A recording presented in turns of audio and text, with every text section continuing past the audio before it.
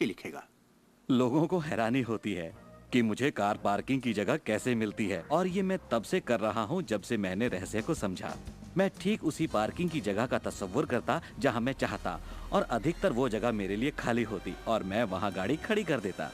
कभी कभी मुझे 1 या 2 मिनट इंतजार करना पड़ता और वो गाड़ी बाहर निकलती और मैं वहाँ आ जाता। यही होता है मेरे साथ।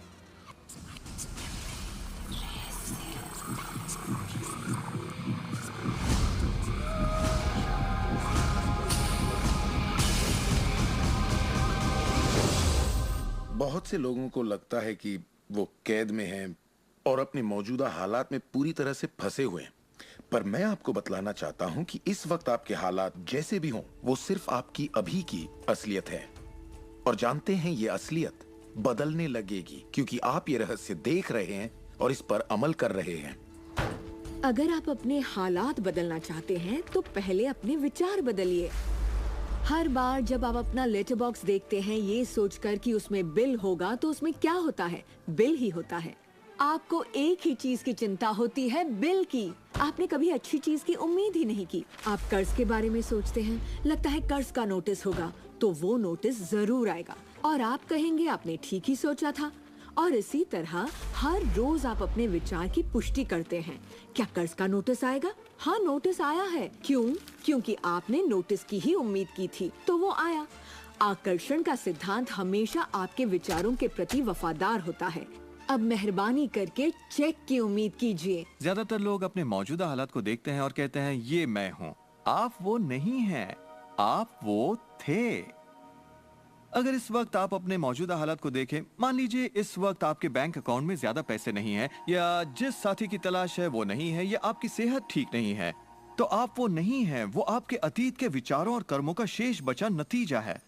तो हम लगातार अतीत के विचारों और कर्मों के बचे हुए शेष में रहते हैं। जब आप अपने मौजूदा हालात को देखते हैं और अपने आप को उससे जोड़ते हैं, तब आप अपने आप को भविष्य में उसी चीज को पाने की सजा देते हैं। हम जो कुछ भी है अपने अतीत के विचारों का परिणाम है। इस वक्त अपनी जिंदगी को बदलने के लिए आप क्या कर सकते हैं? मैं आपको 2 या 3 बातें बताऊंगा। उन चीजों की लिस्ट बनाना शुरू कर दीजिए जिसके लिए आप एहसानमंद हैं, क्योंकि ये आपकी सोच में बदलाव लाएगी और आपकी ऊर्जा में बदलाव लाएगी। और हो सकता है आपके पास जो नहीं है आप उस पर सोच रहे हो, शिकायतों पर सोच रहे हो, और आप जो भी आपकी प्रॉब्लम हो उन पर सोच रहे हो। अब प्रॉब्लम चाहे जो भी हो, जब आप लिस्ट बनाते हैं तब आप एक अलग दिशा में जाते हैं। जिन बातों के लिए अच्छा महसूस करते हैं उनके लिए शुक्रगुजार होने लगते हैं। शुक्रगुजार होना अपनी जिंदगी में ज्यादा पाने का बेहतरीन जरिया है। हर आदमी जानता है कि छोटी छोटी बातों पर जब उसकी पत्नी तारीफ करती है तो वो क्या करना चाहेगा? वो ज्यादा कोशिश करेगा। तारीफ करें तो क्या नहीं मिलता, इसमें ऐसा खिंचाव है जो अपनों को करीब लाता है। मैं बरसों से कहता आया हूँ कि सपने देखो, उसे पूरा करो और उसका शुक्रिया अदा करो। क्योंकि यही वो एहसास है जो आपको होना चाहिए। और मेरे लिए ये इतना जबरदस्त प्रयोग रहा है। हर रोज सुबह उठते ही कहना शुक्रिया, हर सुबह पैर फर्श पर पड़ते ही कहना शुक्रिया, सुबह ब्रश करते वक्त या दूसरे काम करते वक्त उन बातों को सोचता हूँ जिनके लिए मैं एहसानमंद हूँ, और मैं उनके बारे में सिर्फ सोचता नहीं हूँ या वो कोई रटी हुई बातें नहीं है, बल्कि मैं सचमुच तहे दिल से उन सब का शुक्रिया अदा करता हूँ। क्योंकि जो चीजें अभी आपके पास हैं उनके बारे में जैसे ही आप अलग से महसूस करना शुरू करेंगे, आप अच्छी चीजों को आकर्षित करना शुरू करेंगे, क्योंकि आप एहसानमंद हैं। लेकिन शायद आप कहें मेरे पास ढंग की कार नहीं है, घर नहीं है, अच्छी सेहत नहीं है। भूल जाइए। ये वो चीजें हैं जो आप नहीं चाहते। उन चीजों को देखिए जो आपके पास हैं, जिनके लिए आप एहसानमंद हैं। मिसाल के लिए, मुझे देखने के लिए आपके पास 2 आंखें हैं। आपके कपड़े हो सकते हैं।